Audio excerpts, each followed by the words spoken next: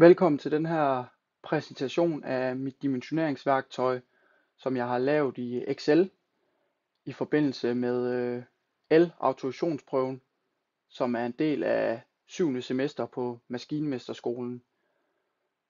Jeg hedder Mads Bastrup, og jeg går på Aarhus Maskinmesterskole i Viborg, og jeg er lige kommet igennem 7. semester og er nu startet på 8. semester i Viborg.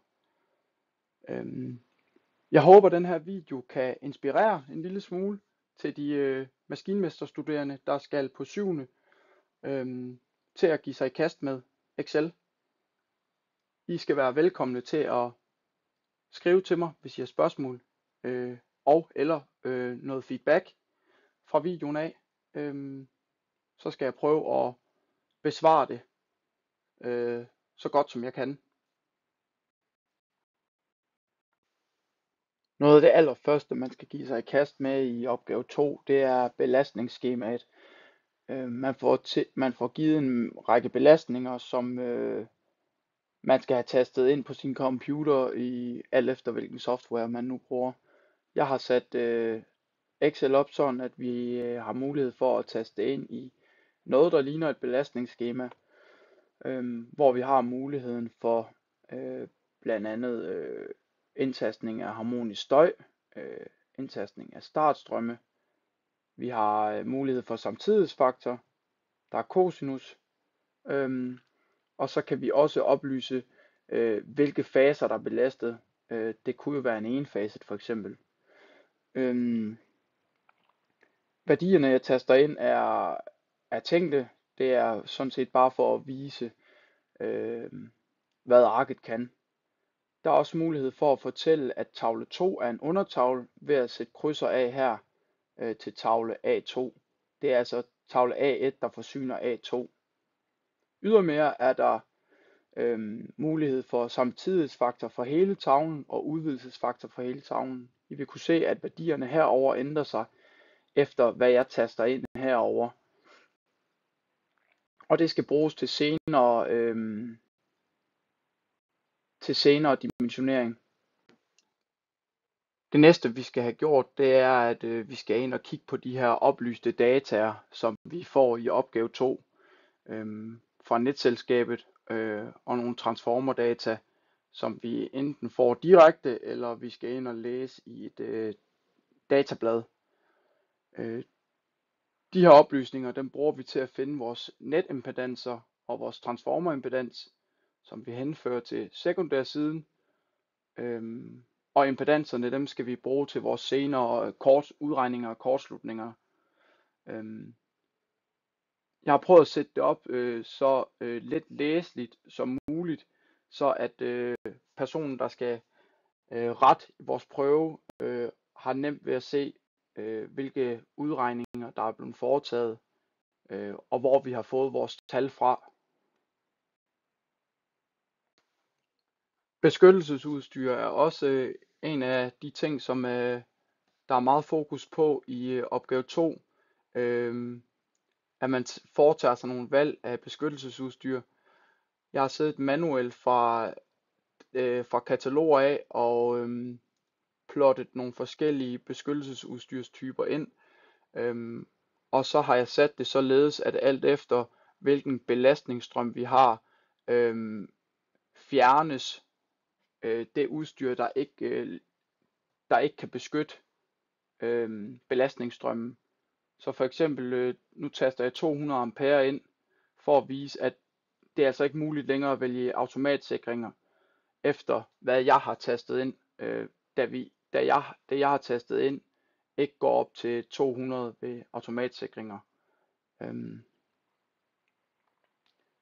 Og her viser jeg, at for det er også noget af det, der er aktuelt i opgave 2, at der også er mulighed for, at man kan foretage sig indstillinger af sin maksimalafbryder. Det her det er en MicroLogic 2, jeg har plottet ind, og hvordan den bliver indstillet. Så det er altså også noget, der kommer med til prøven.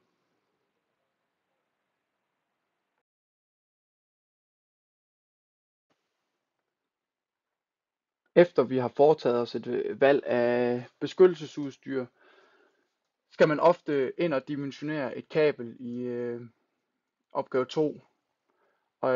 Og det alle de værdier vi får her, korrektionsfaktor og strømværdier på kablerne, det er fra standarden 60-64, som jeg har siddet manuelt og tastet ind i Excel-arket, som alt efter hvad vi vælger herovre i vores drop-down menu, er kode til at gå ind og finde det der passer med det vi taster ind herover.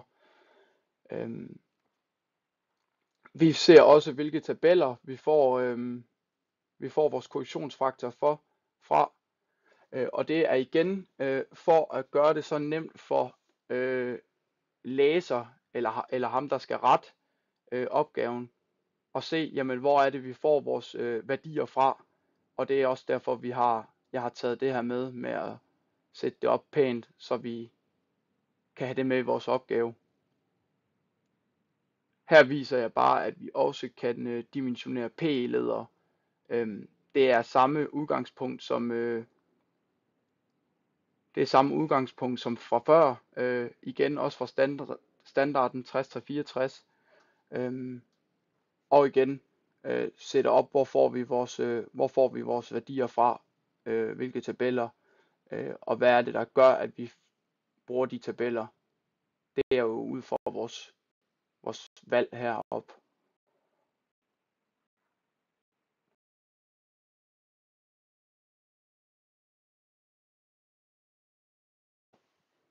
I opgave 2 bliver vi også bedt om at kigge på kortslutningsbeskyttelse af kablerne vi vælger. Der skal man ind og foretage sig nogle aflæsninger. I klippet her, der viser jeg fra udgangspunktet i vores NS-X250 maksimalafbryder, energigennemslip, som vil forekomme under den her kortslutning. Der står vi afventer data. Når jeg har skrevet vores energi ind, vil vi få, om den er OK i forhold til standarden. Og det er den, så det var heldigt. For at tjekke om kablet er kortslutningsbeskyttet, kræver det jo, at vi har nogle kortslutningsstrømme. Og det er blevet sat op således, at det kan arket også. Det har taget en rum tid, men det kan lade sig gøre. Det eneste man skal gøre, det er at skrive sine impedanser på det givne kabel, man lige har dimensioneret, ned i det grønne felt her. Så kan man skrive, om det er, hvor mange parallelleførte kabler der er. Hvis der ikke er nogen, så skriver man 1. Hvis der er parallelleførte, så skriver man x antal. Fordi det skal lægges reciprok sammen.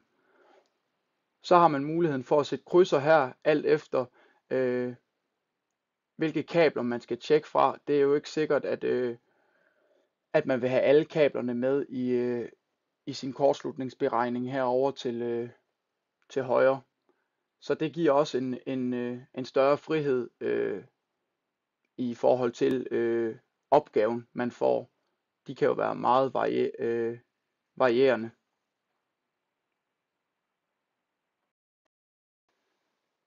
Mit dimensioneringsværktøj her kan også tjekke for spændingsfald gennem hele systemet og selektivitet mellem de forskellige beskyttelsesudstyr, man nu skulle have i installationen. Det har jeg valgt ikke at tage med i dag, da det er en mindre del af opgave 2 i autorisationsprøven. Jeg håber, at jeg har inspireret nogle af de maskinmesterstuderende, som skal starte på 7. semester, til at prøve at give sig i kast med Excel, da det er et fantastisk værktøj. I er som sagt velkomne til at skrive til mig, hvis I skulle have spørgsmål. Og ellers så er det bare at sige pøj pøj med prøven.